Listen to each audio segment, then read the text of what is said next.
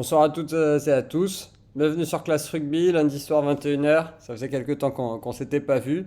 Ce soir, on est 4 comme vous voyez. Voilà, on change de trois mousquetaires, on passe à 4. Donc je salue, voilà, comme de voir le doigt, notre invité Hakim du Café Crème Sport. Salut Hakim, bienvenue. Bonsoir à tous, merci de l'invitation, ça me fait très plaisir d'être entouré de vous trois. Bah, on est ravis de t'accueillir. Salut Romain, salut Clem, vous allez bien, j'espère.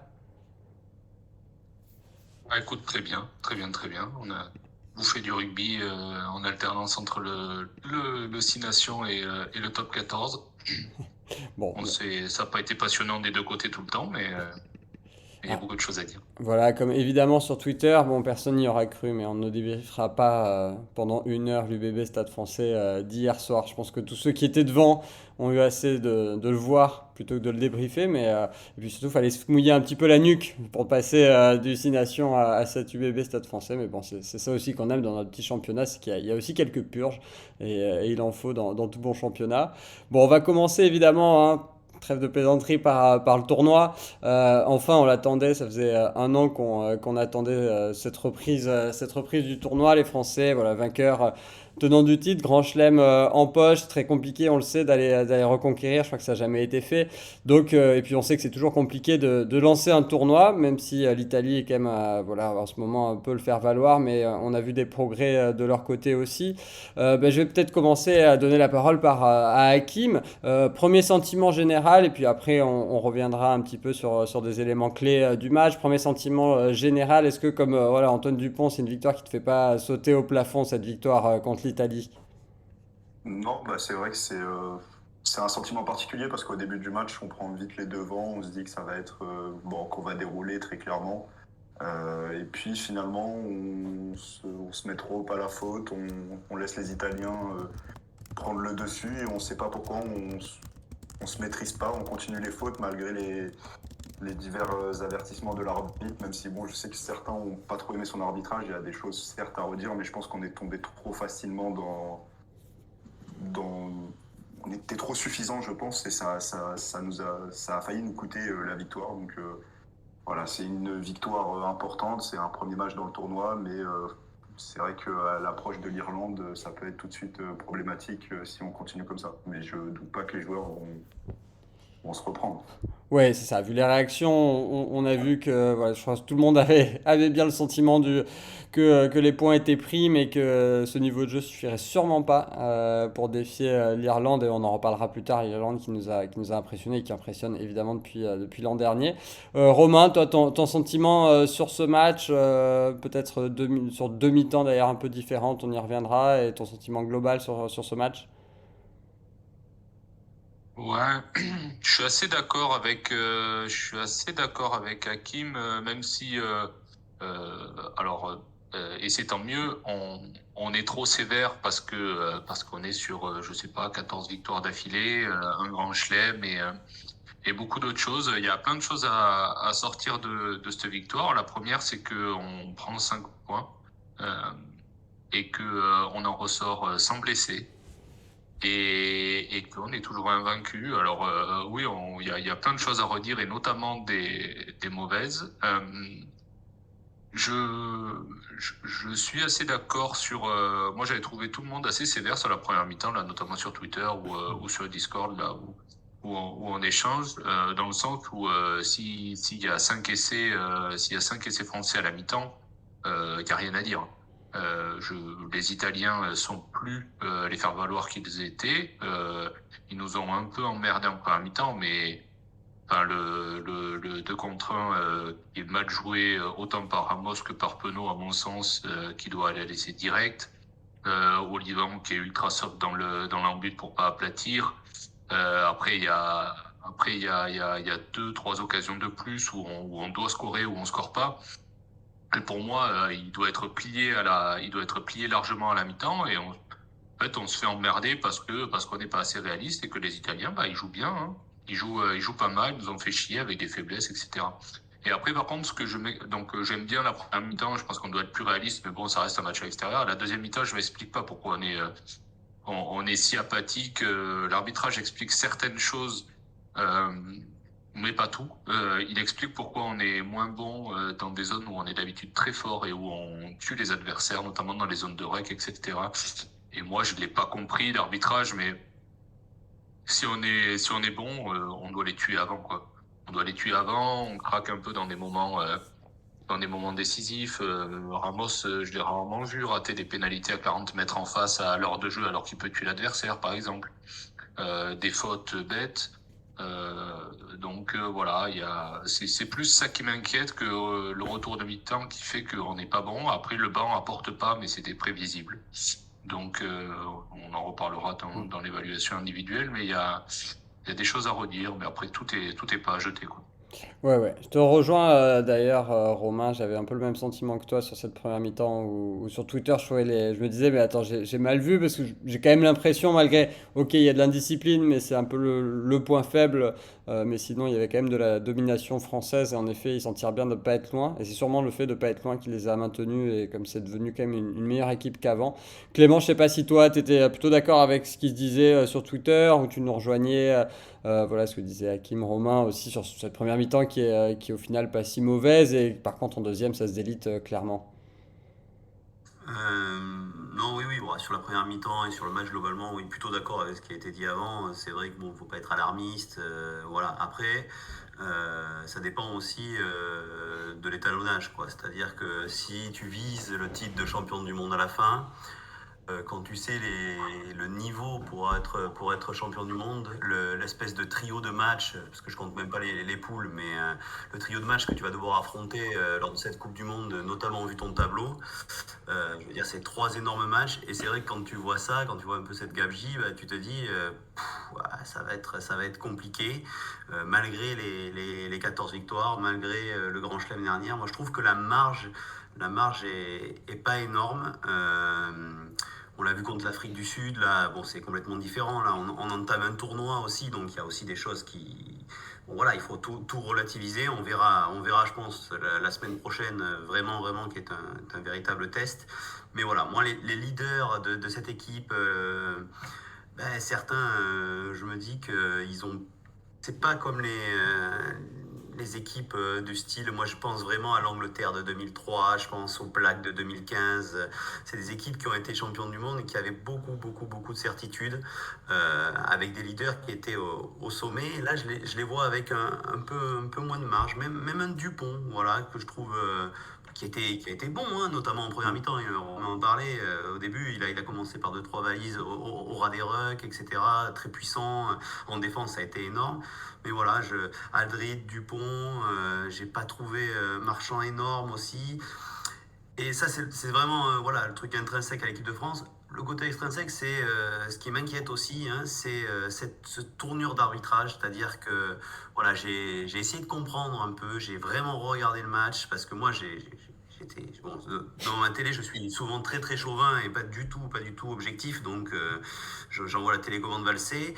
Mais après, je essaie de prendre un peu plus de recul, et c'est vrai que j'ai essayé de comprendre. Apparemment, World Rugby aurait changé un peu bah, comment dire, les instructions envers les arbitres, et ils ont été très durs. Et apparemment, c'est vrai qu'on l'a vu aussi pour les Gallois contre l'Irlande dans le jeu au sol.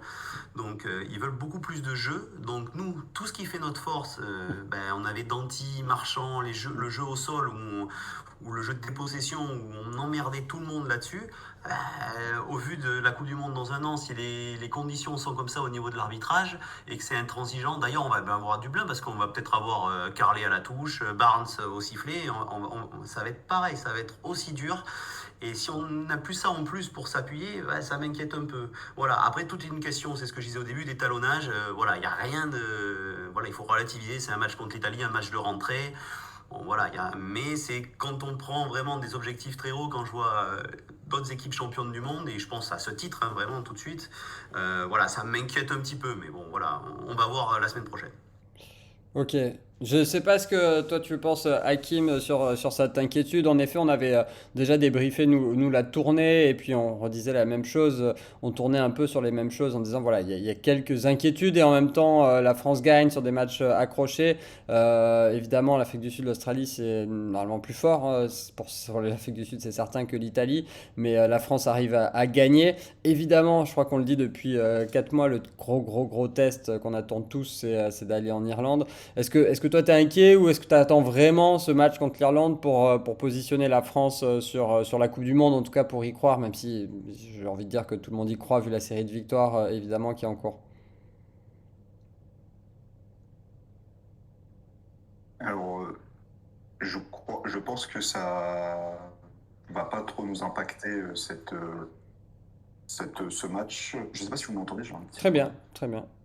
Très Ah bien, oui, très bien. excusez-moi, je vous entendais plus. Je pense. Non, je disais, je pense qu'on a aussi la pression de la série de victoires. Enfin, c'est vrai qu'on en parle beaucoup, que ça fait 13, 14 victoires on vise la 15e la semaine prochaine. Je pense que pour les joueurs, c'est pas, ça pèse peut-être un peu dans l'esprit aussi.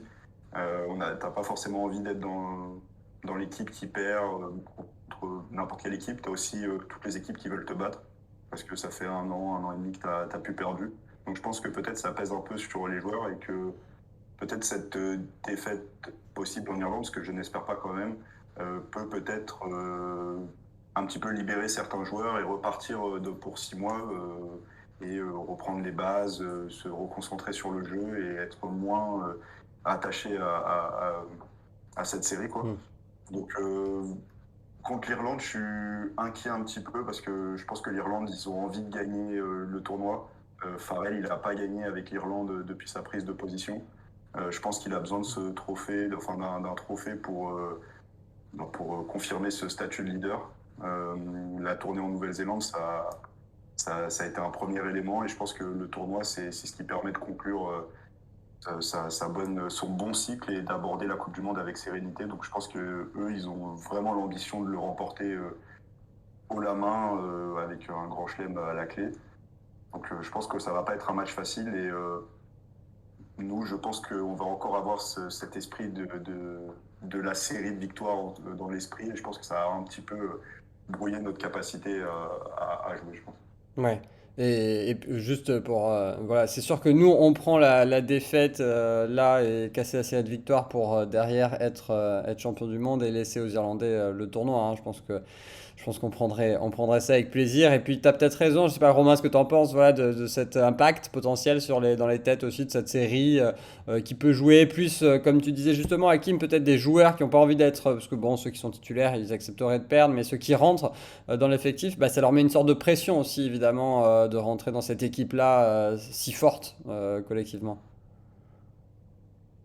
Non, enfin, je suis pas sûr parce que les mecs qui sont rentrés, c'est pas forcément eux à qui on doit jeter la pierre comme en novembre d'ailleurs. C'est plus justement des cadres, qui ont un peu failli.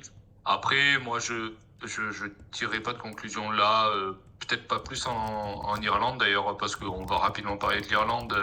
Je vais faire un petit peu un crossover avec parce que je suis pas sûr qu'il y ait finalement énormément de choses à dire sur leur match tellement en fait ils ont montré ce que l'on connaissait et les Gallois ont été faibles comme attendu. Euh, mais je suis pas sûr que l'équipe du Pays de Galles que j'ai vue chez elle samedi après-midi était plus forte que l'équipe d'Italie qu'on a rencontrée. Franchement, ça, j'en suis pas sûr. Euh, je sais pas si les Irlandais ont géré, mais j'y crois pas trop parce que les Irlandais, ils ont fait 30, 40 très bonnes minutes, mais 30 très bonnes minutes, un peu comme nous, en étant plus cliniques, d'abord en prenant les points un peu plus que nous et en étant plus tueurs, comme on les a toujours connus. Mais ils ont pris le bonus offensif à. Alors moi j'ai zappé la deuxième mi-temps beaucoup avec le top 14 parce que la première 5 forcément minutes de la c'est- fin. 5 minutes voilà de à la 5 fin. minutes de la fin, hein. Mm. Ça, c'est une équipe qui devait tuer largement avant. Donc voilà, puis eux ils en sortent contre la France, il y aura toujours pas Furlong, il y aura toujours pas Gibson Park. Sexton n'est pas mort, donc il va jouer, mais il est ressorti, il a fait un protocole commotion, il est sorti avec une béquille, donc je suis pas sûr qu'ils aient beaucoup plus de certitude. La seule différence, c'est que les Français, pour la première fois depuis, je sais pas, 2011, ils sont arrivés avec l'étiquette du favori, l'étiquette du Grand Chelem, peut-être presque première nation mondiale, même si c'est l'Irlande qui est première au classement World Rugby. Et ils étaient hyper attendus et tout le monde va vouloir les taper. Donc là, je pense que le premier match avait tellement la gueule d'un match piège où tout le monde se serait foutu de notre gueule si on avait fait les cons, que la pression, elle était plus là-dessus. Là, maintenant, ils vont aller en Irlande. S'ils perdent en Irlande, personne ne dira rien. Hein. Et peut-être ça leur fera du bien. Mais bon, voilà, il y a deux, trois trucs un peu plus précis à relever. Mais là, moi, je suis pas trop inquiet par rapport à ça parce que je pense qu'ils avaient plus de pression à aller en Italie et revenir avec 5 points que s'ils perdent en Irlande. Ben, finalement, en fait, c'est l'Irlande est favorite. Hein. Tout le monde les attend. Ce sera pas une surprise. Oui, c'est comme le tournoi l'an dernier, hein. Les Irlandais sont venus en France sans trop de pression. S'ils perdaient, c'était logique. Ils ont perdu de peu. Voilà, tu disais, bon, tout le monde s'y attend. Faut pas quand même prendre trop de points non plus. Ce serait con. Mais c'est vrai que Non, si c'est bien un match, sûr. si c'est un match Mais serré. ouais, mais moi, ça me fait penser c'est 2018 où l'Irlande est, alors nous, on est Hmm, encore au fond du seau, puisque on est entre Noves et Brunel. Je crois que c'est quand Brunel reprend ouais, et que les Irlandais sont ultra favoris et font d'ailleurs comme le chelem. avant chaque Coupe du Monde, ils font le Grand Chelem. Tout le monde les attend bien pour qu'ils se fassent sortir en quart de finale. Et c'est le premier match du tournoi, je crois, hein, C'est où ils ça. viennent en France. On est au fond de la gamelle et que Sexton il nous met son drop de 50 mètres et après il roule sur le tournoi. Alors que la France, c'est un faire-valoir du 6 Nations à l'époque. Hein. Donc voilà, il y a des histoires comme ça. Faut tuer le premier match et puis après on verra bien ce qui se passe. Mais Ouais, ouais. même si il y a des choses à redire quand même. T'as raison, il y avait un papier dans l'équipe qui montrait justement ce que tu disais sur ces équipes qui ont fait le Grand Chelem ou au moins gagné le tournoi en ayant galéré le premier match. On connaît ça d'ailleurs dans pas mal de sports, hein, les premiers tours de Grand Chelem au tennis, les premiers matchs de Coupe du Monde. Hein, l'Argentine nous l'a prouvé cette année contre l'Arabie Saoudite. Donc bon, les premiers matchs Exact. sont jamais faciles non plus. Pour passer un petit peu aux performances, alors Clément, si tu voudras revenir sur des choses plus collectives, n'hésite pas, peut-être plus dans la performance individuelle de ce match. Toi, Clément, voilà, est-ce que tu as retenu de bien, peut-être chez les Français notamment? Honnêtement, dans ce match, pas grand-chose Pas un joueur qui individuellement. t'a, au moins au niveau, je sais pas, la charnière a été. Ici, oui, oui, oui, oui, oui, correct, je dirais. J'ai bien aimé Flamand. Les rentrées étaient pas trop mal. J'ai surtout vu des mecs en difficulté, hein, comme Olivon, comme Willem Zee. Voilà. Et après, c'est un peu, ça revient sur le collectif, c'est-à-dire que notre philosophie de jeu, est-ce qu'on, là où on est très très fort, on a été énormément pénalisé. Enfin, je veux dire, au grattage, je sais pas, sur 18, je crois que j'ai regardé, il y en a 5 ou 6. Il y a eu quelques fautes sur les molles aussi, en touche pour Olivon. Donc voilà, ça nous a pas permis en fait de briller comme on brille d'habitude. Après, effectivement, la charnière plutôt correcte. Ntamak, je trouve que c'est un peu mieux qu'en novembre. Il a fait quand même deux bons choix, même si on peut discuter quand même sur l'essai de Ramos sur son choix du jeu au pied, mais bon, au final ça marque, donc c'est plutôt un bon choix. Il a été assez percutant, moi j'ai bien aimé quand même. Moefana, j'ai trouvé très discret, alors j'en attendais beaucoup. Ramos, il s'est étiolé au fil du match, c'est-à-dire qu'il a touché je sais pas, je crois, entre 10 et 15 ballons sur la première mi-temps et il finit à 20 ou 21 ballons touchés. Donc, donc voilà, on l'a pas trop vu. Et d'ailleurs, c'est le symbole de l'équipe de France, puisque voilà, la deuxième mi-temps était vraiment, vraiment loupée. Donc voilà. Et côté satisfaction, plusieurs plutôt côté Italie, quoi. Hein, toujours Capozzo qui on voit tout de suite, bon, c'est le joueur qui a parcouru le plus de mètres. La deuxième ligne aussi italienne, j'ai beaucoup aimé. Clairement. Et justement, ils ont gagné cette bataille, cette bataille des rucks, etc. Mais voilà, sinon, globalement, pas grand-chose de plus. Ok. Toi, Hakim, est-ce que voilà sur ce qu'a dit Clément, il y a des choses, voilà, il y a des joueurs qui t'ont plu, comme Flamand, comme peut-être bon la charnière, quoi. C'est vrai on attend toujours beaucoup, mais c'est vrai que moi je l'ai trouvé aussi un peu au-dessus du niveau général. Est-ce qu'il y a des joueurs qui voilà qui t'ont plu, d'autres qui t'ont déçu sur ce match? Non, je rejoins Clément dans son analyse. C'est vrai que la troisième ligne m'a un petit peu déçu. Je mettrais peut-être un peu Jelonge devant, qui a pas été à son niveau, mais pas aussi décevant que les deux autres. Je trouvais Aldric moins percutant, Olivon beaucoup sanctionné. Et, je pense j'ai son pire match, je pense, en équipe de France depuis son retour de blessure. Je l'ai rarement vu aussi dominé, avec aussi peu de solutions. Je sais pas, comme l'a dit Clément, je sais pas aussi, par exemple, Marchand, c'est dans les zones de ruck, on avait l'habitude d'être plutôt bon. Là, on a rien réussi à faire. Faut voir avec la nouvelle règle comment on va s'adapter. Je crois que Galtier, dans son interview, il avait dit qu'il verrait avec Barnes, justement, un petit peu pour avoir plus de précision. Peut-être ça va être travaillé à l'entraînement. Dès qu'ils auront trouvé le truc, peut-être que ça va aller mieux. Et si je dois sortir quelques individualités d'un point de vue positif, je dirais peut-être Ficou, qui a quand même tenu derrière. Enfin, c'est celui Ouais. que j'ai trouvé le plus régulier sur l'ensemble de la partie. Il a toujours essayé de faire avancer l'équipe. Donc, c'est pas comme l'a dit Clément, alors que beaucoup de joueurs, on les a vus disparaître un peu en seconde période. Donc, Ficou et après Flamand, oui, ça me semble être les deux joueurs que je retiendrai. La charnière sur courant alternatif, où des fois on a un petit peu été déçus, mais voilà, c'est ce que je retiendrai de ce match au niveau individualité. Ok. Toi, Romain, tu parlais de rentrée de jeu tout à l'heure un petit peu faible. Est-ce que ça va être voilà, dans tes flops notamment et sur les titulaires je crois avoir vu sur Twitter que tu avais toi aussi défendu la charnière, les trois hein, de la charnière. Du coup, j'ai inclus Finisher Jalibert aussi lors de sa rentrée.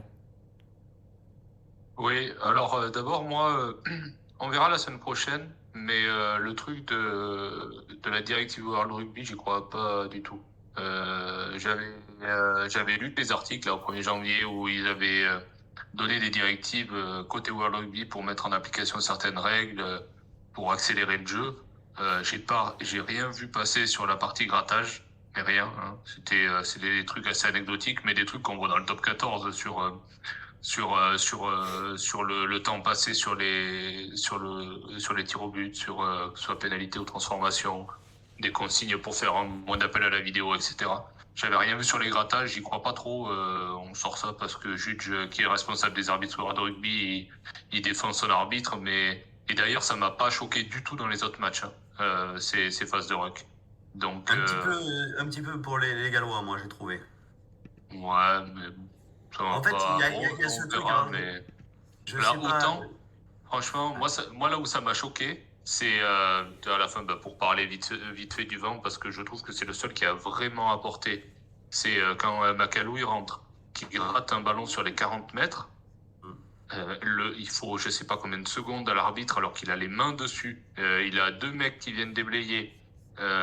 Et justement, hein, on avait alors c'est bien de favoriser le jeu, le jeu rapide, etc. Mais la règle des grattages, il y a 2, 3 ans, peut-être 4 ans, je sais pas, elle avait été modifiée de façon à ce que dès que quelqu'un avait les mains sur le ballon, très rapidement sifflé. C'était pour protéger aussi les mecs qui venaient gratter et pas prendre des attentats sur les déblayages. Là, Macalou, s'il veut se faire désosser, il se fait désosser. Il attend un temps infini.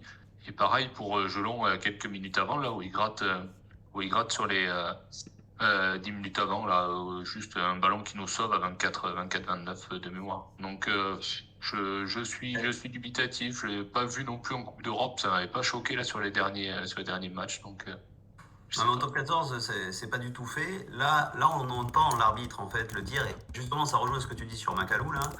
Il dit, il a le mot. Enfin, moi je suis pas anglophone, pas du tout, mais il dit clear. C'est-à-dire qu'il y a le grattage d'Antonio, celui d'Aldrit, où il dit que ce n'est pas clair. En fait, donc au niveau des mains, et je pense notamment aux quatre appuis, etc., etc. Il veut que ça soit parfait, en fait. Et moi, c'est ce que j'ai lu. Après, je ne suis pas allé revoir la directive World Rugby. Premièrement, il y a ça, l'attitude du joueur qui gratte. Et ensuite, j'ai l'impression aussi, d'après ce que j'ai lu, qu'il y a le joueur qui vient de déblayer, il y a le timing en fait. À partir du moment où il y a un joueur qui est dans le même timing que la chute en fait et que le rug se forme, en fait, bah, c'est ce qu'on a vu. Il faut limite ne pas aller gratter en fait. On n'a pas pour l'arbitre. Mais Enfin, moi, je- c'est l'impression que ça m'a donné, et c'est vrai que ça. Je veux dire, parce que moi, voilà. je me souviens de celui d'Antonio, je me dis, mais. Je veux dire, Même, enfin, en top 14, c'est sifflé, mais tout le temps, quoi. Tout le temps, tout le temps, tout Et le temps. même en Coupe d'Europe, c'est pour ça que je prends pas l'exemple du top 14 parce que bon, on peut avoir des règles un peu différentes. Même en Coupe d'Europe, alors c'est pas la même juridiction parce que le PCR est encore différente de World Rugby, mais enfin bon, si on commence à avoir des directives nationales, européennes, puis mondiales, ça va être encore pire que les règles du basket quand on passe de NBA à FIBA, ça va être incompréhensible. Et d'ailleurs, moi, même, et c'est pour ça que, enfin, on verra, hein, mais autant je nous ai trouvé nuls, autant l'arbitre, je l'ai pas trouvé bon, hein. Mais dans les deux sens, hein, parce que là, à la fin, pour moi, c'est Tao qui fait le grattage ou qui est sanctionné à la dernière minute, là, où ils vont en touche. Oui, oui, Pour moi, il est il bon. gêne. Il gêne pas, le ballon est Ouais, sorti. ouais. Et par contre, je suis pas sûr que le Moll, Hmm. il est lié de bout en bout. Pareil, je trouve que Olivon, je l'ai évidemment dans mes flops et ça m'inquiète un peu fort parce que pour moi, ça devait. En fait, quand on refaisait, quand on se disait si Cross est en forme, bah moi j'étais plutôt partisan de sortir Gelon pour garder un peu d'impact offensif avec que normalement Olivon, de l'impact aérien là. On l'a pas vu offensivement, même dans les airs, hein, il rate une prise en touche qui est simple, sans conteste là à la fin juste avant de sortir. Alors son carton jaune, le carton jaune plus essai de pénalité, déjà je trouve ça un petit peu sévère. Et franchement, j'ai revu l'action, je suis pas sûr qu'il y ait ni faute ni quoi que ce soit, parce que pour moi, il reste lié du début à la fin. Il s'écroule avec le joueur, il a pas à sortir, c'est toujours le Moll qui continue. Donc là, pour moi, il se trompe aussi. Non, mais on va Donc, faire 25 minutes sur l'arbitrage, mais bon, la ouais, justification est énorme aussi, hein. Bon, ouais, voilà. ouais. Pour eux, Donc, en fait, il est délié, là, le 2, hein, donc bon, enfin, il est délié, et donc, mais il considère quand même que c'est le même ruck. Bon, enfin, ouais, et donc il écroule. ouais. Donc voilà, donc on verra, mais ça rend parce que l'arbitrage j'ai trouvé nul des deux côtés, hein. Il nous désavantage entre guillemets nous parce que ça nous tue un peu sur nos points forts, mais sinon j'ai trouvé pas bon, ça te tue un peu le match et je pense que ça les a fait sortir. Donc moi forcément j'avais Ficou en top parce que alors ce qui m'embête un peu parce que bon forcément il a été énorme en défense. Comme Gelon l'a été, hein, parce que Gelon il fait 20 sur 23 au plaquage, le gros grattage à la Hmm. fin, même si on le voit pas trop dans le match, il est quand même solide et lui pas trop pénalisé contrairement aux autres. Du coup, impérial en défense et il a toujours trouvé de l'avancée aussi. Kim il l'a dit, c'était vraiment intéressant au centre du terrain, mais du coup on l'a utilisé beaucoup lui et pas Moefana. Moefana, je le trouve inquiétant. Parce que bah, contrairement à Fikou, comme qui c'est qu'on avait bah, Woki en novembre, où t'as des mecs qui sont pas performants en club parce que je sais pas pourquoi, mais quand ils arrivent dans le système de l'équipe de France, performent. Moefana, je le trouve pas énorme depuis le début de saison par rapport à ce qu'on le connaît. Et là, pour moi, c'était sa chance et je trouvais même que c'était un mal pour un bien que Nanty soit pas là parce que ça allait nous apporter une autre solution qui nous permettrait de jouer après nos centres sur des premiers lancements de jeu et je l'ai pas trouvé bon, je l'ai pas trouvé impliqué, donc ça m'inquiète un petit peu. Et est-ce que sur Moefana, moi, tu vois, qui avait été quand même plutôt bon à l'aile, voilà, moi c'était, je sais que t'avais mis la compo et que tu t'étais pas trompé. Moi j'avais peut-être anticipé, contraire, un nouveau au centre et un Moefana à l'aile qui avait plutôt plu l'an dernier. Est-ce que toi c'était vraiment ce que t'attendais, Moefana? Mais du coup, tu vois, dans ta déception, est-ce que le Moefana à l'aile, bon, même si Dumortier a fait son match, hein, mais qu'un ailier quand même assez différent. Euh, Moi, en fait, c'était pas forcément un vœu, mais à la fin de la période de la tournée de novembre, j'aurais aimé voir Moefana avec ou Ficou ou Mm. Danti au centre, parce que je trouve que ça nous limite dans le jeu. Mais en fait, Danti, ça nous limite, mais tout ce qu'il fait, il le fait excellemment bien. Tu sais que tu as toujours au moins 7 sur 10, que ce soit en défense ou en attaque. Et moi, ça m'embête parce que tu sais que tu fais sur un premier temps de jeu, tu vas le faire jouer et tu joues dans un deuxième temps de jeu, mais tu joues pas après lui.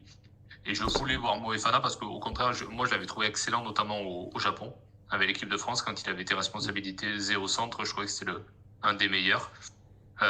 Et après, ouais, il y avait deux possibilités. Ben, en fait, parce qu'on considère qu'on est plutôt complet à deux, trois trucs près, contrairement à d'autres. Mais pour moi, il manque les deux centres titulaires qui l'auraient été avant Boefana, que sont Danti et ou Arthur Vincent.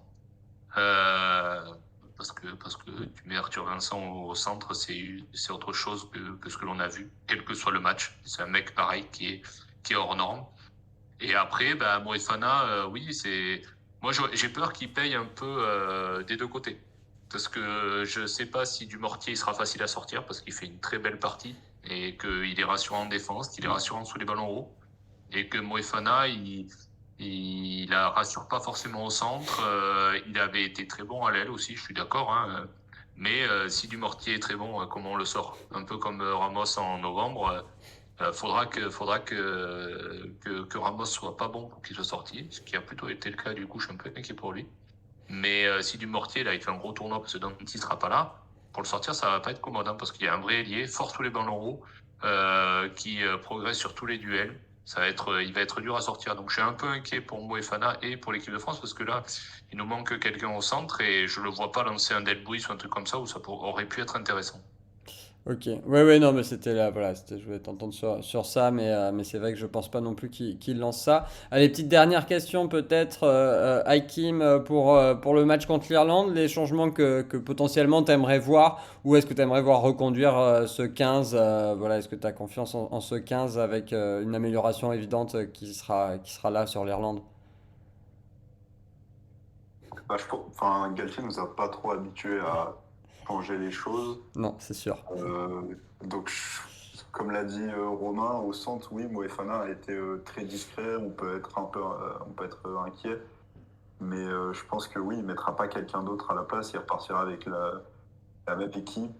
Bon, moi, je suis un petit peu déçu parce que j'aurais bien voulu voir Delbouis rentrer ou pourquoi pas évoluer avec le maillot du 15 de France, mais je pense qu'il changera pas. Il va pas enfoncer Moefana après ce match-là. Il va essayer de peut-être que ce match lui permette de regagner confiance. Même à l'arrière, je vois des gens parler peut-être de Jaminet, parce que Ramos a un peu raté certains coups de pied. Je pense pas. Je pense il va réaligner le même 15 et il va juste espérer que les joueurs se reprennent. Je pense pas que Kroos sera encore rétabli peut-être sur le banc, mais je suis pas sûr. Je sais pas c'est quoi les infos dessus. Est-ce il y a du changement Ouais, là-dessus? il est rentré, il a fait Ouais. plutôt une rentrée convaincante. Il est sorti sans blessure. Alors, il a toujours pas fait un match complet, mais il est bien, quoi. Enfin, il est Ouais. bien. Mais On juste pour sait être pas s'il a, ouais, voilà, pour être titulaire, j'y crois pas du ouais. tout. Mais Bon, je pense que ça va réaligner le même 15 Ok. globalement. Oui, oui, il y a des chances. Souvent on pose la question, et c'est avec Galtier, c'est plus pour la forme. Mais Clément, toi, est-ce que voilà, il y a quelqu'un que tu aimerais voir rentrer là dans ce 15 sur les remplaçants qui jouaient ou Jaminet, évidemment. Hein, ça, comme Hakim le disait Non, sur non, Twitter, on sait que Romain pousse pour voir Jaminet titulaire. bien sûr. non, non, je suis pas pour Jaminet, notamment contre l'Irlande, hein. Euh, non, non, oui, non, Pardon. et puis, alors comme l'ont très bien dit Hakim et Romain, connaissant Galtier, et puis je suis plutôt favorable à ça, la continuité, il va remettre le même 15, et puis un peu par la force des choses, c'est-à-dire que les seuls peut-être qui auraient, à part Jaminet Ramos, Kro, c'est un peu Ouais. short, Villiers, c'est un peu pareil. Ouais. Euh, voilà, je vois pas trop. Et au centre, les choix, voilà, c'est lancé à Dublin dans un match énorme d'Elbuis. Bon, j'y crois pas trop, quoi. Donc, non, et puis il n'y a pas de raison, enfin voilà, on en a parlé déjà, il n'y a pas de raison de s'alarmer. On a une équipe, ça c'était la, la changite de Brunel, Noves et compagnie qui changeait dès qu'il y avait un mec en forme sur 2 matchs ou que ça allait pas, inversement. Donc, non, il faut garder les mêmes hommes et on fera le bilan à la fin, quoi. À la fin, et comme ça donnera comment dire, des vrais échantillons pour former cette équipe à la Coupe du Monde et être sûr des choix, quoi. Ouais, c'est sûr. Ok, bon bah très bien. Moi, pour terminer, Et moi, je oui, pense qu'il y aura vas-y Romain. moi, je pense qu'il y aura un changement, hein, je te le dis. Alors, sans doute pas sur le 15, même si, Ouais. franchement, tous les jours, j'ai peur hein, qu'il me remette Jaminet parce qu'il a 10 mètres de plus et qu'il a le plus haut jeu au pied du rugby mondial, le plus long, ouais, le plus beau, comme il l'a dit dans l'interview, je sais pas où, dans l'équipe, je crois.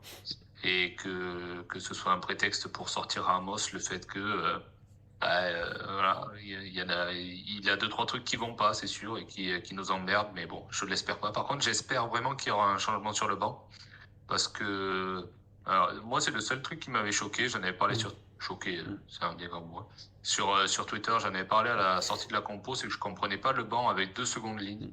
Et d'ailleurs, ça nous a porté préjudice, à mon avis, parce que Thomas Lavaux, du coup, n'est pas rentré. Je pense que ça nous aurait fait du bien d'avoir un troisième ligne supplémentaire, quel qu'il soit, en plus de Macalou. Sachant que t'as haut sur le banc, si Flamand doit faire 80 minutes, c'est ce qu'il fait tout le temps à Toulouse, il peut le faire. Si Flamand pète, Jelon peut très bien prendre la place. Il l'a déjà fait. Si c'est pour dépanner, ça fera moins de tâches entre guillemets, même s'il a très bien dépanné, que de faire rentrer Macaloua à l'aile. Si tu as un ailier qui pète et qu'on se retrouve dans la configuration qu'on a eue en novembre, Macalo rentre à l'aile, tu n'as plus de troisième ligne sur le banc. Donc, ok, tu fais glisser Flamand, mais pour moi, c'était pas cohérent. Et là, tu penses Ouais, que pour moi, c'était pas Kroos cohérent. va revenir sur le banc? Ouais, je pense. Hmm. En fait, c'est le profil idoine parce qu'il Oui. connaît. C'est un mec top. Il peut rentrer partout. T'as un problème en touche. Il est plug and play là-dessus. Tu sais que sur 20-30 minutes, même s'il a pas le rythme, normalement, il est propre. Il fera pas de faute. Mais oh, là, enfin, je sais pas comment ils vont l'évaluer, mais lui ou après, peu importe, un troisième ligne est pas crétin, mais un mec qui peut apporter en sortie de banc, quoi. Ok. Bon, Et on verra si t'as voilà. exaucé. Voilà, c'est tout. Et puis après, si, bah, pas oublier quand même que par rapport à l'an dernier, le banc nous manque parce que quand tu faisais rentrer Jean-Baptiste Gros, Movaka et Demba Bamba au tournoi, ça apportait Hmm. plus que quand tu fais rentrer Barlow, Hardy et. Alors j'aime bien Falatea parce qu'il a fait 2, 3 trucs bien en novembre, mais ça reste quand même juste et ça se sent beaucoup. Et pourtant, il va falloir faire souffler Marchand parce que ça râle et William C c'est pareil, il va falloir le faire souffler un peu. Donc voilà. Ok, bon, très bien. Allez, on verra. On se retrouvera la semaine prochaine en espérant voilà, être parti sur les bases du Grand Chelem, évidemment. Mais il y aura plein de choses à dire la semaine prochaine. On va passer aux autres matchs, aux 2 autres matchs. Peut-être Hakim, qui connaît particulièrement le rugby anglais. Commencer par débriefer rapidement. Je ne sais pas si tous les gens qui nous regardent ont vu le Angleterre-Écosse et la nouvelle victoire écossaise en Angleterre, malgré le changement de coach et le revoir à Eddie Jones. Voilà, est-ce que tu peux nous parler de ce match rapidement? Est-ce que tu as été surpris ou t'attendais peut-être les Anglais un peu mieux avec ce changement ou voilà, ou c'est quelque chose que t'attendais? Bah, très concrètement, c'est pas un changement de coach en 2 semaines qui va faire que les Anglais allaient devenir les nouveaux favoris du tournoi, voire la Coupe du Monde. Il y a un long travail qui attend ce staff, parce qu'il va falloir changer un petit peu le style que l'Angleterre avait l'habitude de jouer. Sur le match en lui-même, je les ai pas trouvés. Enfin, par rapport au dernier match qu'on avait vu d'eux, j'ai trouvé qu'ils avaient des meilleures intentions, qu'ils ont essayé de faire plus en attaque, mais on voyait que voilà, il y avait quand même quelques problèmes, que ce soit au niveau du jeu, encore des imprécisions. Je pensais vraiment que l'essai de Genge allait sceller un petit peu allait les mettre sur la voie, que ça y est, ils avaient pris confiance et que voilà, les Écossais allaient retomber dans leur travers avec peut-être un peu des imprécisions. Et finalement, l'essai de White les a un petit peu remis bien. C'est un peu une erreur dans le rug de Don Brandt qui vient essayer de contester. Donc ça fait ressortir le ballon et ça crée un trou dans la défense. Curry peut pas empêcher White de y aller. Après, avec sa vitesse, il va aplatir. Ça les remet bien. Et après, j'ai pas trop aimé le coaching de Borswick. L'entrée de Ben Youngs est très moyenne. Genre, il est censé. C'est très moyen. Oui, oui, très moyen, mais Voilà. l'entrée est catastrophique, quoi. Enfin, il nous fait des coups de pied à rendre le ballon aux Écossais. On comprend pas trop pourquoi. Il apporte pas de la sérénité, alors que justement, c'est censé être un leader. Et là, il avait l'air d'être totalement dépassé par les événements et ça permet aux Écossais de revenir qui n'ont pas forcément plus impressionné. Ils ont été très bons dans le pack, plutôt efficaces, mais en première mi-temps, j'avais vraiment peur que pour eux, en seconde, ce soit compliqué. Au final, je sais pas si Townsend a appris de ses erreurs, mais il a beaucoup plus fait jouer les arrières, on les a beaucoup plus vus et la défense de l'Angleterre a pris l'eau. Donc globalement, la défaite est un peu surprenante parce que je pensais quand même que les Anglais allaient peut-être réussir parce que c'était la première du nouveau staff à insuffler peut-être quelque chose de nouveau, que les joueurs allaient se sentir beaucoup plus, mais on a vu encore on avait l'impression d'être encore trop sous Eddie Jones dans certains secteurs. Ouais. Et puis on a vu des Écossais évidemment avec le talent qu'on leur connaît, mais avec les faiblesses aussi qu'on leur connaît. Moi, comme toi, notamment voilà, au moment où le break anglais, je pensais vraiment pas que les Écossais reviendraient. Mais comme quoi, il y a encore bon, je pense des inquiétudes côté anglais. Peut-être que le tournoi, je suis pas sûr, mais leur suffira à rétablir ça pour la Coupe du Monde. Mais à mon avis, ce sera quand même un peu court pour eux. Et c'est un cycle post-Coupe du Monde qui sûrement s'intégrera. Je sais pas, Romain, toi, si tu as vu le match et qu'est-ce que tu en as pensé? Alors déjà des Anglais, peut-être des Écossais qui sont partis à 5 mois, évidemment, donc qui restent en jeu pour le Grand Chelem, sachant qu'ils iront en France, donc ce sera compliqué pour les Écossais à mon avis, mais peut-être qu'ils feront mieux que l'an dernier déjà. Ouais, alors moi, ce qui est dur à juger pour moi, c'est que je regarde pas beaucoup, voire quasiment jamais la première chip, donc je vois les Anglais à travers la Coupe d'Europe et les matchs du tournoi. Mais enfin, là, pour le coup, Leicester, je les avais vus pas mal jouer l'an dernier. Et donc, moi, je comprends pas ce qu'il fait Borswick. C'est-à-dire que je n'aimais pas du tout, entre guillemets, ce qu'il faisait à Leicester parce que c'était chiant à mourir à voir jouer, mais d'une efficacité qui était redoutable. Euh, Enfin, c'était un jeu qui était très pragmatique. Tu sentais que tout était très bien récité. Les courses étaient nickel, un plan de jeu vraiment huilé. Et par contre, ça envoyait pas du jeu dans tous les sens. C'était pas. Et là, en ayant si peu à travailler, je m'attendais à voir quelque chose comme ça. Surtout que si je connais pas par cœur le réservoir anglais, franchement, le réservoir de devant, il est vraiment impressionnant quand même. Le réservoir qu'ils ont, le tight five qu'ils mettent ce week-end, la réserve qu'ils ont en troisième ligne. Autant je m'interroge et Hakim me dira sur les trois quarts où j'ai quelques petits doutes, mais peut-être il y a des mecs que je connais pas, sans doute il y a des mecs que je connais pas. Mais avec le potentiel qu'il y a devant et le réservoir qu'il y a devant, franchement, ne pas arriver. Et d'ailleurs là, c'est pas les Écossais qui ont gagné, hein, c'est les Anglais qui ont perdu, hein, parce qu'arriver à perdre un match contre l'Écosse dans un jour où Finn Russell il a décidé de pas jouer au rugby, c'est dur, hein.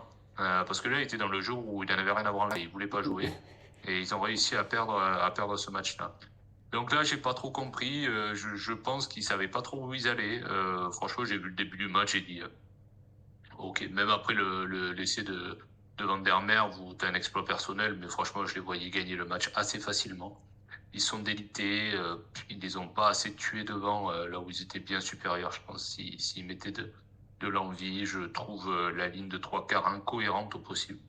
Euh, je vois pas la structure qu'il va faire. Alors, bon, c'est forcément son premier match, on verra, il y a des blessés. C'est pas ça qu'ils voulaient mettre en place en plus, ils l'ont dit, hein, on sait que c'était Slade qui devait jouer, hein, si je dis pas de bêtises, Et avec normalement Farrell Andy, c'est que c'est la blessure de Slade qui rebat un peu les cartes. Donc, on peut penser qu'avec Slade et Farrell, c'était pas tout à fait le même jeu qu'ils allaient envoyer. Mais enfin, ouais, l'envie en défense était vraiment curieuse parce que l'essai de Van der Merwe, c'est une chose, mais ça a été un peu le cirque toute la deuxième mi-temps. Donc, j'ai du mal à voir la cohérence de tout ça, alors qu'au moins devant, il y a un réservoir qui a cassé la gueule à tout le monde. Ouais, j'avoue ils ont pas joué leur point fort.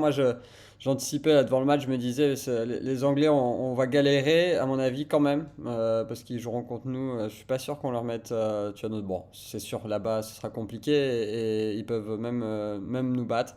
Là où l'Écosse, à domicile au Stade de France, je pense que vu leur jeu, ça nous conviendra toujours très bien.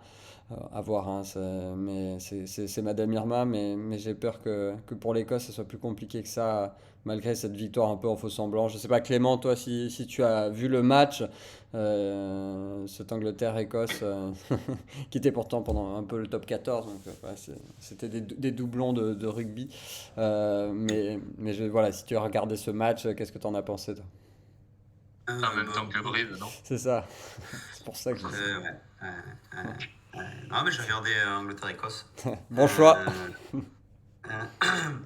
et donc, du coup, oui, non, assez d'accord avec les deux collègues. Hein, voilà, hein, c'est un match un peu, effectivement, un peu bizarre.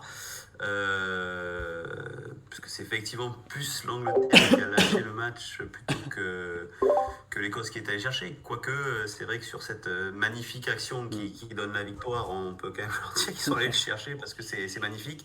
Le seul fois où Finn a allumé la lumière, d'ailleurs, ça a fait mouche. Et non, mais voilà, 2 essais qui les tuent. Je pense que ils font l'effort de revenir. Et comme l'a dit Hakim, cet essai de Ben White, il sort un peu de nulle part.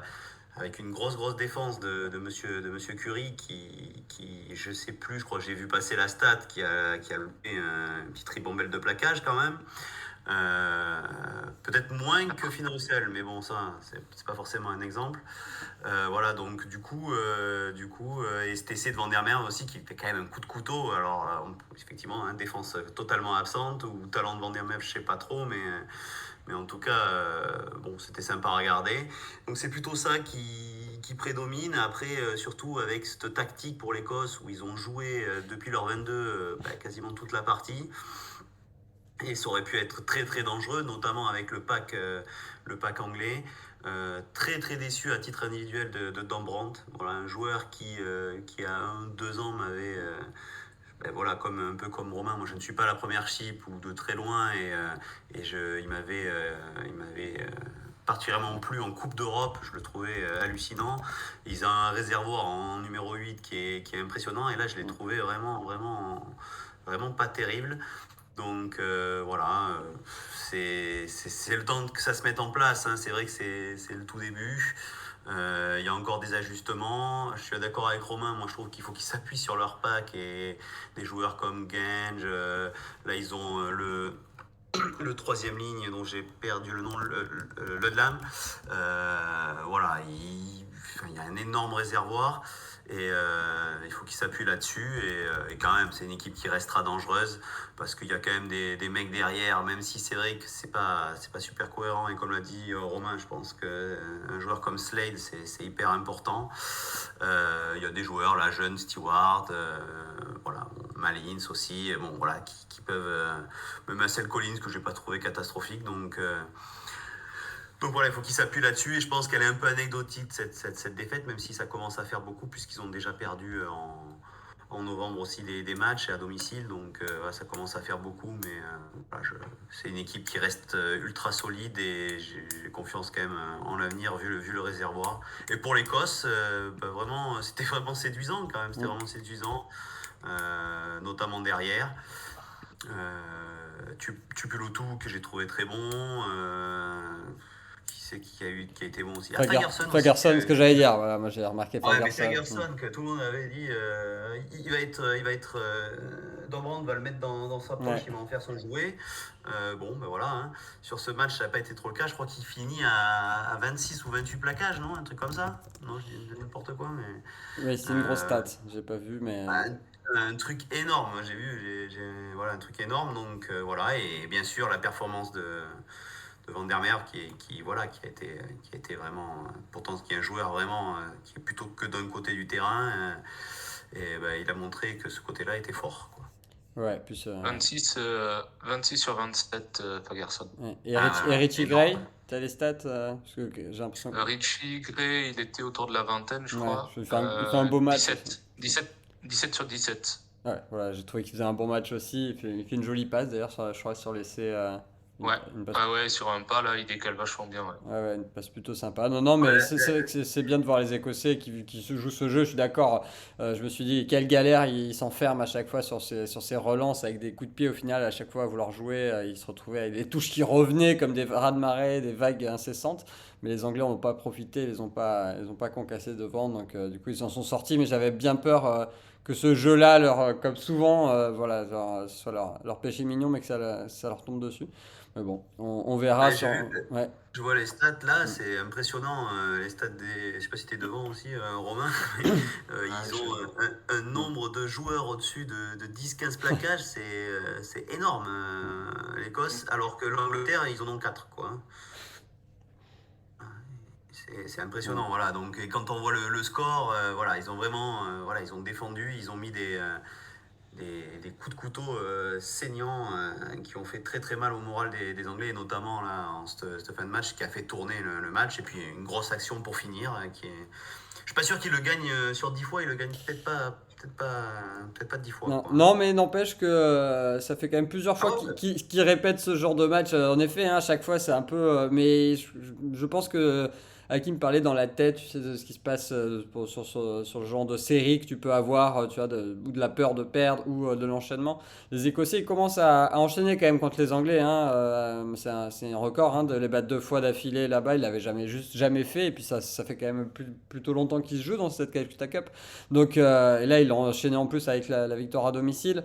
Je pense qu'ils étaient plus habitués à les perdre 3 fois d'affilée que les gagner 3 fois d'affilée. Donc, au final, tu vois, même si bah, voilà, ils le jouent 10 fois, mais ils commencent à être souvent dominés Ouais. dans le jeu où les Anglais les dominent globalement. Mais ils commencent quand même souvent à apprendre à gagner ou à faire match nul au pire sur les 4 dernières années contre ces Anglais. Ah ouais, bah oui, je crois que depuis 2017, hein, je crois qu'ils n'ont pas perdu. Donc voilà. Mm. J'ai une petite stat pour Ah. vous si vous voulez. Ouais. Vas-y, Euh, Hakim. je tiens ça du Times d'un article qui est sorti aujourd'hui, c'est qu'entre 2000 et 2016, l'Écosse n'a gagné qu'une seule fois son premier match. Et depuis 2017, ils ont gagné 5 fois leur premier match du tournoi. Et donc 3 fois d'affilée là. Mais ce qui est pas rassurant, c'est qu'ils n'ont jamais réussi à gagner les 2 premiers matchs de suite. Donc à chaque fois qu'ils ont gagné le premier match, ils l'ont perdu la semaine suivante, le deuxième. Bon, ils ont une vraie chance là. Ils reçoivent le Pays de Galles. Voilà. Donc là, c'est peut-être l'occasion Voilà, après ça va être plus dur, je crois qu'ils vont en France, Attention, ils reçoivent l'Irlande. Oui, oui, attention, bon, quand même. Mais j'espère bien que nos Écossais gagneront leurs 2 premiers matchs et qu'ils feront. Voilà, ils doivent avoir cette stat dans la tête, ils doivent le savoir.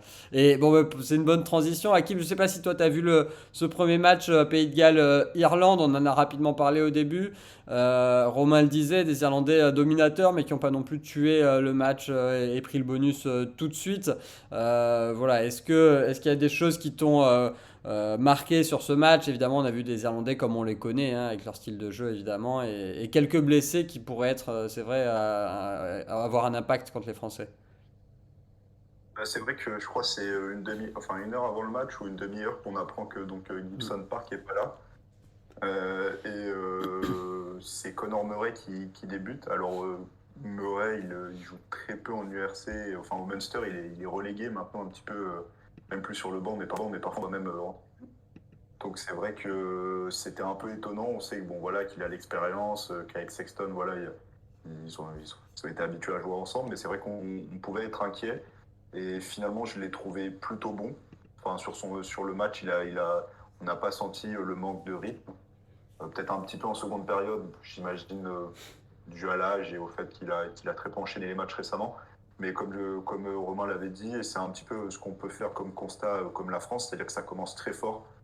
Dès le début du match, on voit 2-3 essais rapidement. On se dit que ça va être long pour le Pays de Galles. Et puis après, eux, pareil, pas autant à la faute que nous, mais plutôt peut-être suffisant, où ils laissent les Gallois reprendre un petit peu de possession, se remettre vers l'avant, et puis les Gallois restent au contact sans réussir à revenir très proche des Irlandais. Et à la fin du match, bon, bah, les Irlandais reprennent un peu le dessus physiquement. J'ai même cru à un moment que peut-être ils auraient du mal à mettre le quatrième essai. Ils ont réussi finalement à le faire, je pense, grâce à l'ascendant physique.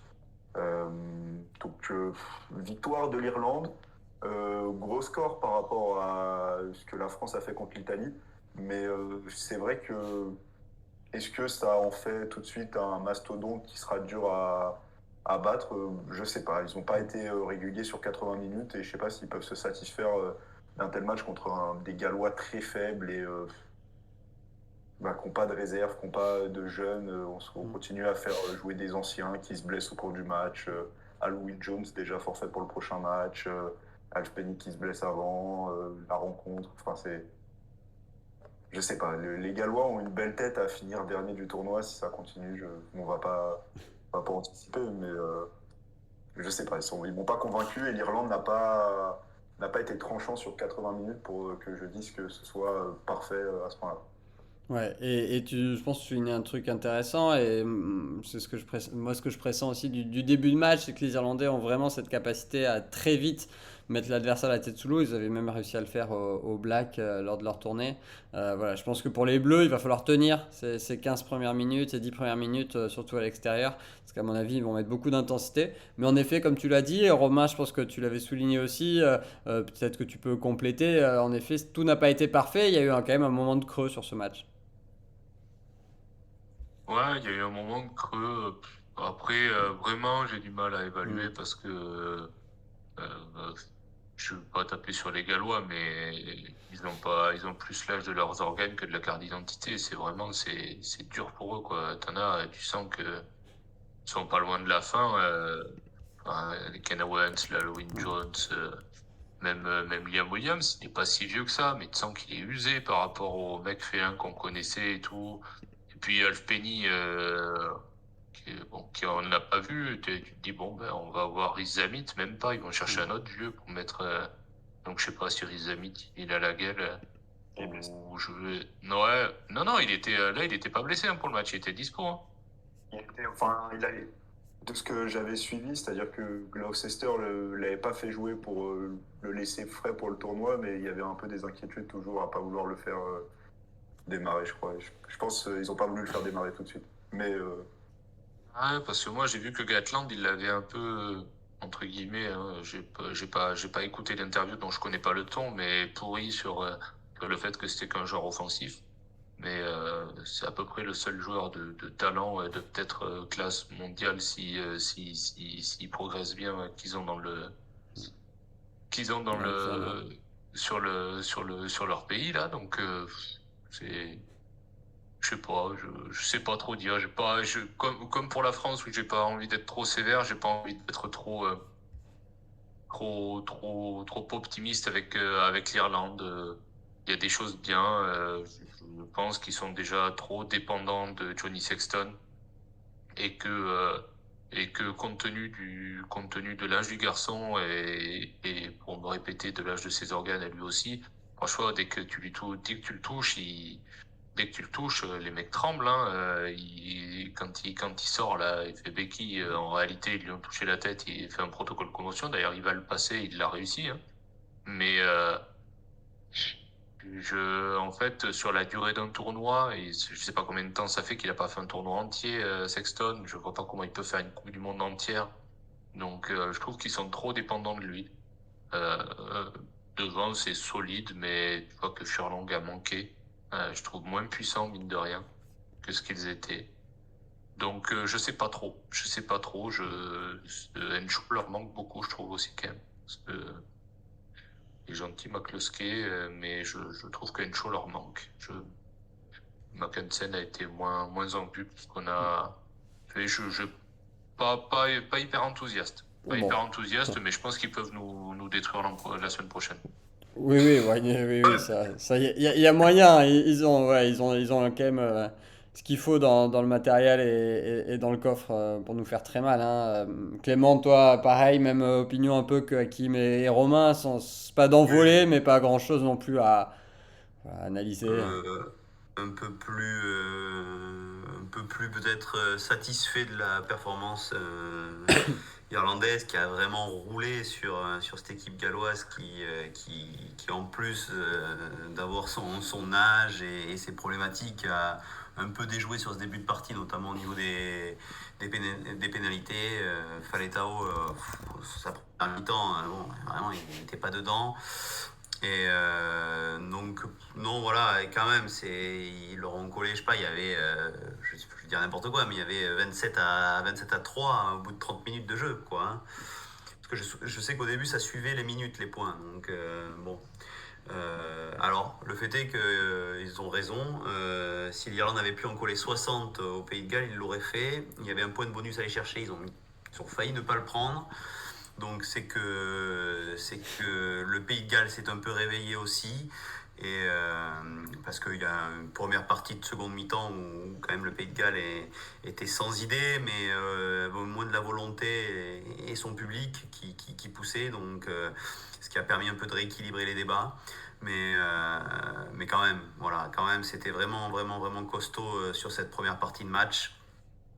Avec des joueurs, Keenan, que je trouve excellent, Doris qui a fait une grosse partie. Il y a vraiment, vraiment des satisfactions. Il en manquait effectivement Gibson Park, je pense, qui amène quand même autre chose que Murray.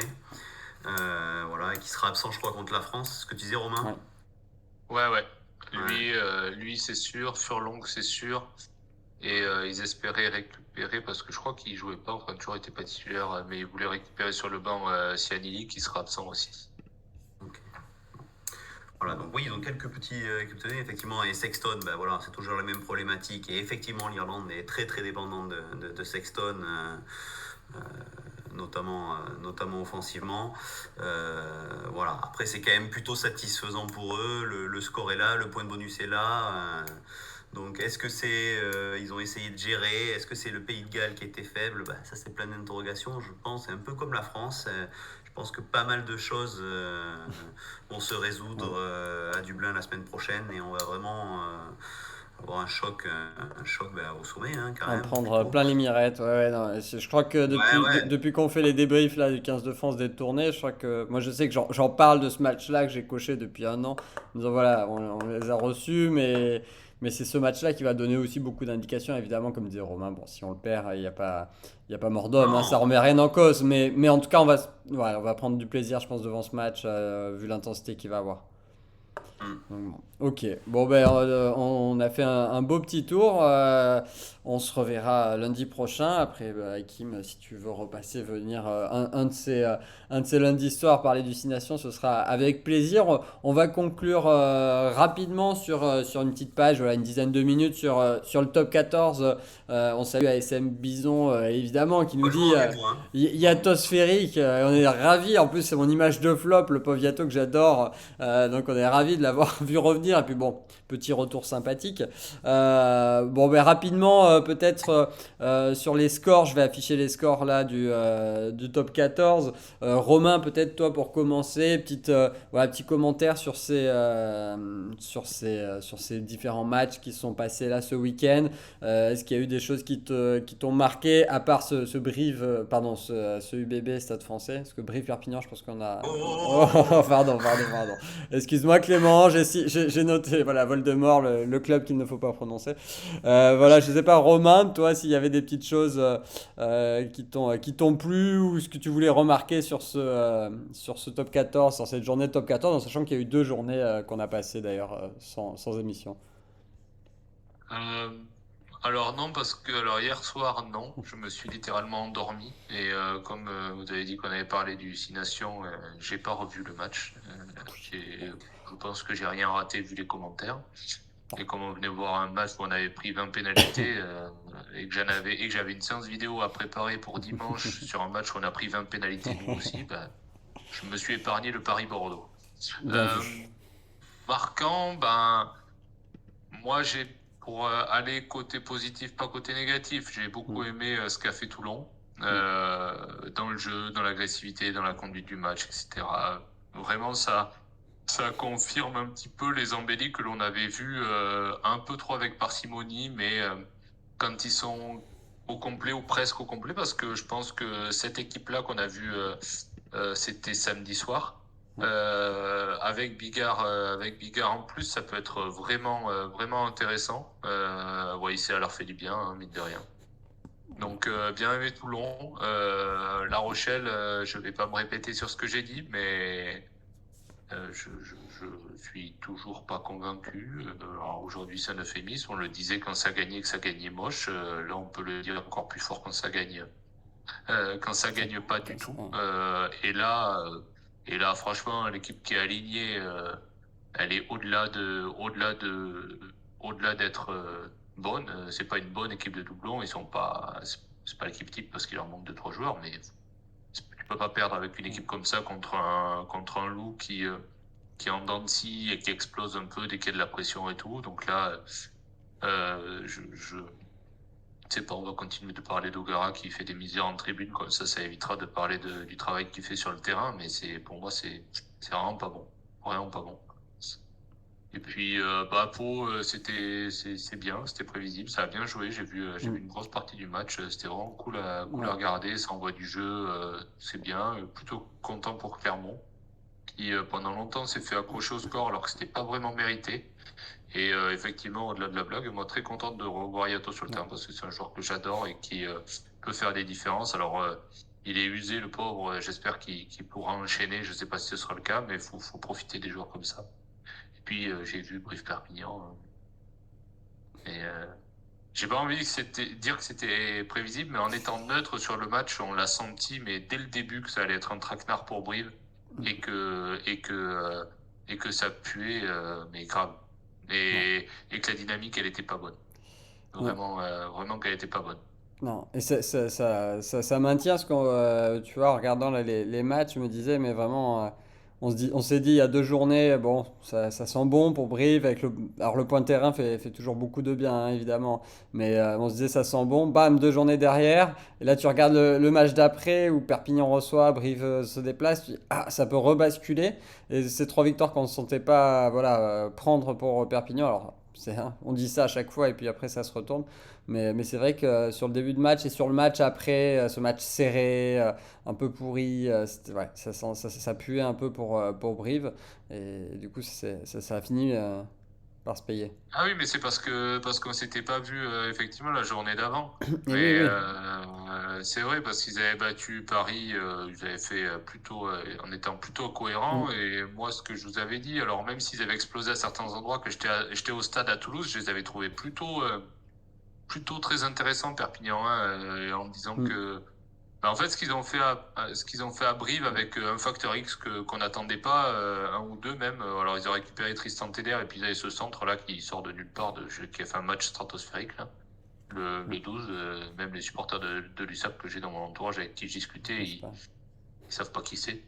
Donc, mais oui, en fait, ils avaient deux matchs charnières et après, derrière eux, là, ils reçoivent Pau, hein. Pau qui vient de gagner bonus offensif tranquille, donc, qui rend Tongue à Perpignan.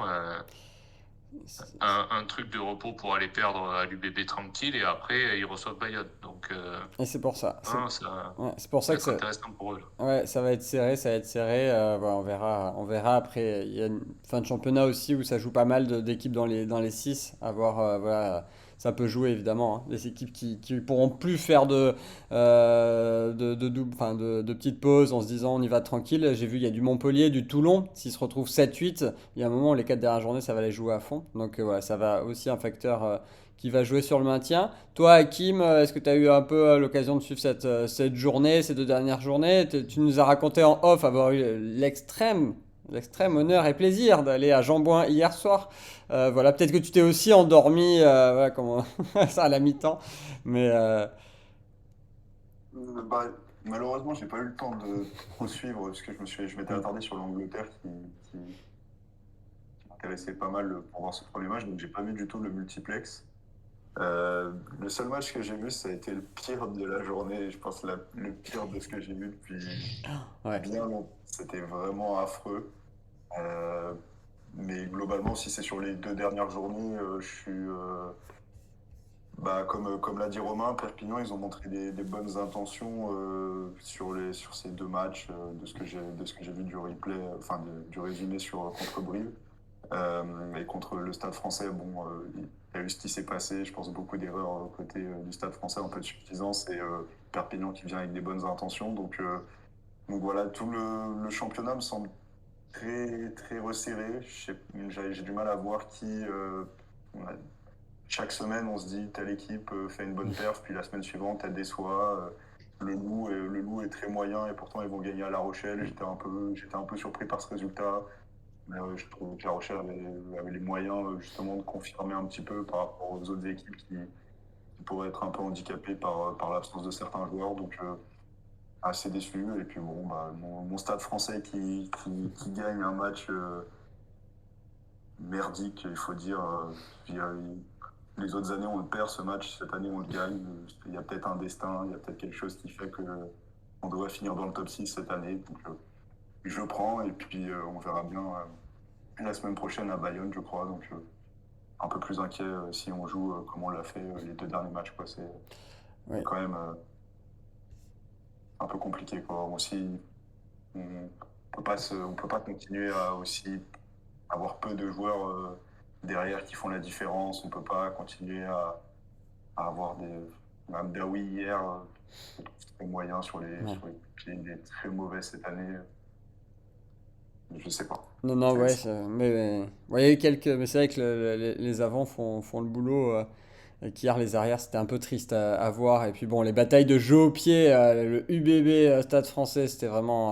Enfin, voilà, Romain l'a tellement souvent souligné, notamment l'UBB qui a eu quand même l'habitude d'envoyer du jeu, d'être pas sur cette tactique-là de dépossession, etc. Et là, vraiment, on est tombé dans ça. Pourtant, il n'y avait pas Maxime Lucu, Romain, hein. Et pourtant, quel nombre de coups de pied de Gimbert, de Buros, enfin Buros qui a fait d'ailleurs un match pas génial sur ce côté-là. Enfin voilà, il y a eu pas mal de déchets.